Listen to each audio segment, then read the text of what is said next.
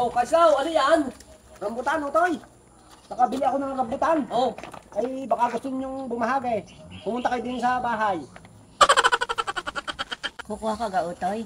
ay gusto ko ho, inay. Ay, ang problema, ay wala akong pambayad. Ay, may utang pa ako doon isang araw, yung saging na kinuha ko. Ay, wala pambayad.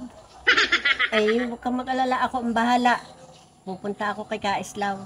Kita at ang pupuntahan.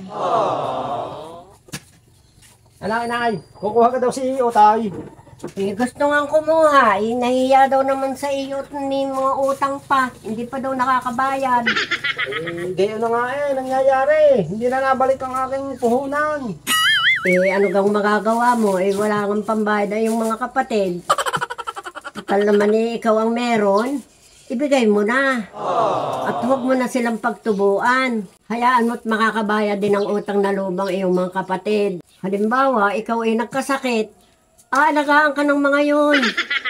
Sa bagay nga, inay, wala namang ibang magtutulungan kundi magkakapamilya. Eh, nasan kasi Utoy?